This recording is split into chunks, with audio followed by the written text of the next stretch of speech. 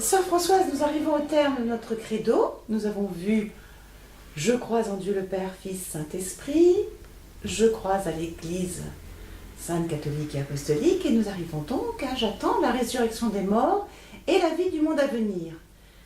Ce dernier article du credo n'est pas le plus facile. Est-ce que vous pourriez nous en dire quelques mots?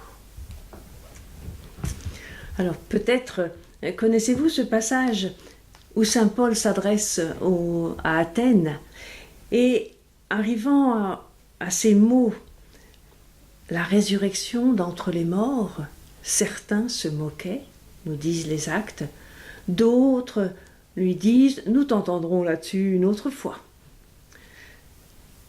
Car le désir profond de l'homme est de vivre heureux, de vivre toujours. Est-ce possible dans notre condition humaine?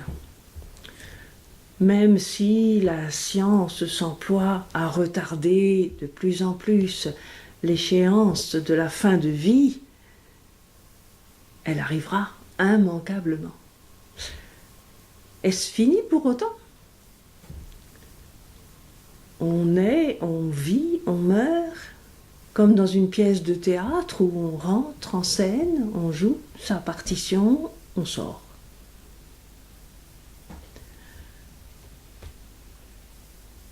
Je crois pour un chrétien,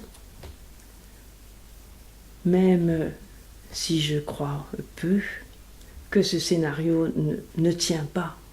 Jésus est venu parmi nous. Il a vécu, il est mort, il est ressuscité. Ressuscité? Qu'est-ce que vous entendez par là? Eh bien, ressuscité, c'est le passage à travers la mort de l'état présent à une condition d'être spirituel, glorieux, entièrement réconcilié avec Dieu. C'est l'affirmation à la fois d'une continuité et d'une discontinuité entre l'état présent et ce qui est encore à venir.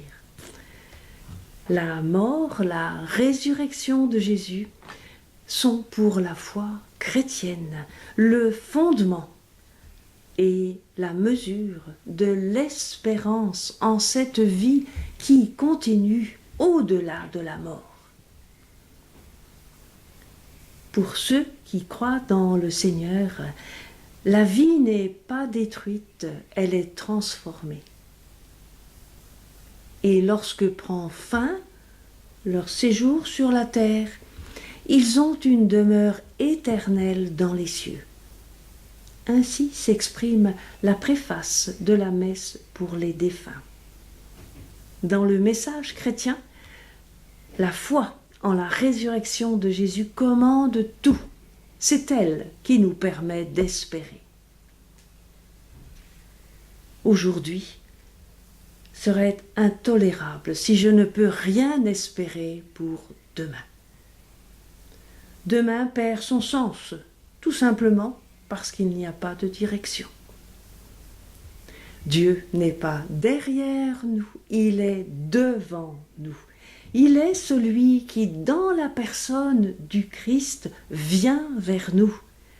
Lui qui est venu pour que les hommes aient la vie et la vie en abondance.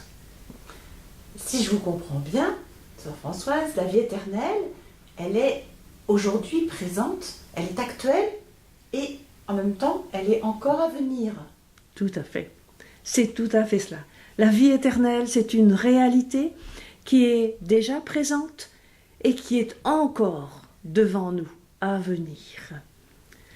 Nous le savons bien, certains de nos actes sont porteurs de vie, de joie, construisent le royaume.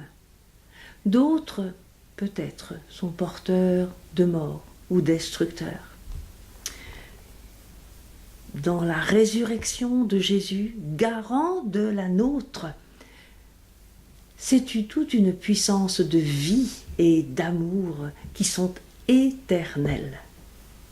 Et la vie éternelle sera la pleine manifestation de la vie divine, de ce qui est déjà présent, de ce qui est aussi caché en ce moment.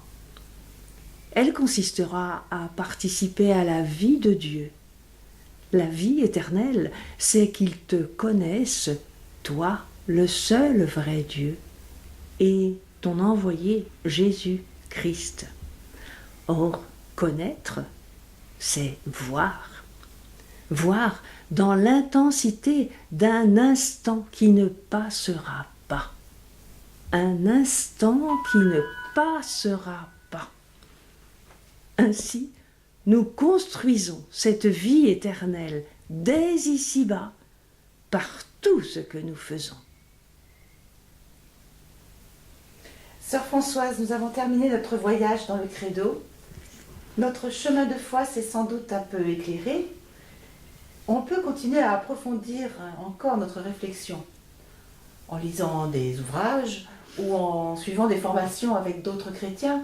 Donc à très bientôt, Sœur Françoise. Au revoir, merci.